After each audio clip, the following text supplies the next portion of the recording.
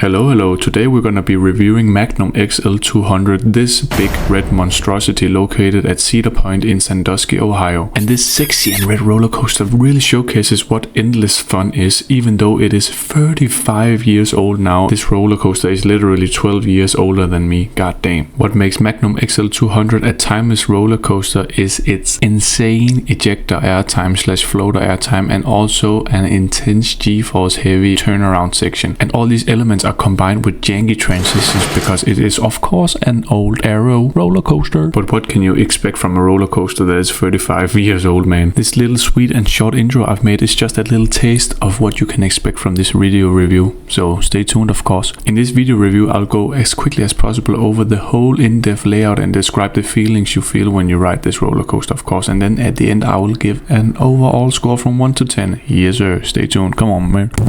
In terms of theming there isn't really much to look at, but hey, you're at an American park. Before riding Magnum XL 200 there is not much to look at because the only thing you can see is a sign, and then you go in the queue and that is a huge cattle pen behind some bushes, and then you of course go up the stairs to the station, and the station doesn't really have anything except cement to look at, but that's fine by me as long as the roller coaster is insane, and it is. Trust me. And what I really like about this roller coaster is also that you can pick your own seat. And before going in depth with the whole roller coaster layout, let's quickly talk about the Magnum XL 200 trains. Oh my god, they are cool. I really love the design of the trains because they really look like a bulky version of a futuristic car in an 80s movie. In terms of comfort there isn't much space because I'm quite tall and my knees almost hit the front. And this ride of course offers just a little plastic lap bar, and there's a lot of space for airtime, and that's just awesome. Now let's talk about the good stuff, the ride layout. First you go out of the station, then you bank to the right, and then you go up this 200-foot lift hill, and the lift hill is of course quite slow. And remember, this roller coaster was once the tallest roller coaster in the world, and that was of course in 1989, but a 200-foot coaster back in 1989, that was so crazy. But we are at Cedar Point of course, so what do you expect? And the first drop is much better than I expected because it doesn't look very steep. The ride offers floater airtime in the front and floatjector airtime in the back because you get pulled by the whole train in the back row, and that gives a stronger amount of airtime. The ride reaches a maximum speed of 72 miles per hour, and that is 115 kilometers per hour. Now the ride goes into a huge airtime hill that banks to the left. In the front row you get floater airtime because you get pushed up the crest of the airtime hill, and down the airtime hill you get pulled in the back row, and that is where you get the floater airtime. And in the middle you don't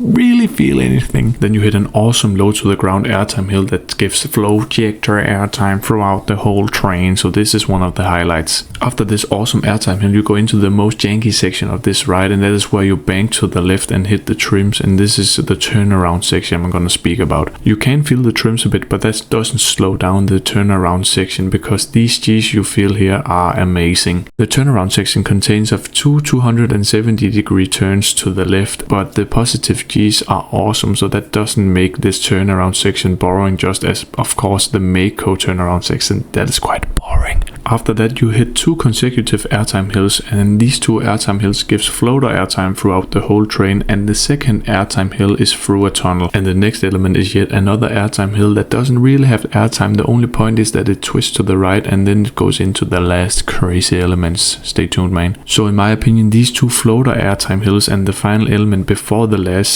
part of this ride is perhaps the most boring section of this ride. And now we've reached the iconic and final part of Magnum XL 200 where we hit these triangle hills. Oh my goodness, these are crazy. And these 4 triangle hills are quite intense yet janky, and this is what makes or breaks Magnum XL 200's ride for many people. For me this is what makes this ride world class. And all these 4 triangle hills give strong ejector airtime throughout the whole train, and the crest of these airtime hills are so pointy and fast that it feels so intense, and it is almost hurting your legs. And these airtime hills are so stomach droppingly intense that I can't stop laughing or screaming when I ride this coaster. And I don't think there's any airtime on any roller coaster in the world that is quite as intense as Magnum's. And of course the last airtime hill takes you through a tunnel and then into the brakes, and this tunnel also has some effects and some sound, so that's great. After the train hits the trim brakes you slowly crawl to the station, and this takes a bit of time. And in the meantime you can think about if you love or hate this ride. And I of course love this ride, and that takes us to the final part of this video. I'm gonna mention some pros of this ride and some cons of this ride, and then I'm gonna give it a score from 1 to 10. There's only one dull moment on this ride, and that is the right hand turn before the iconic Triangle Hills. The first drop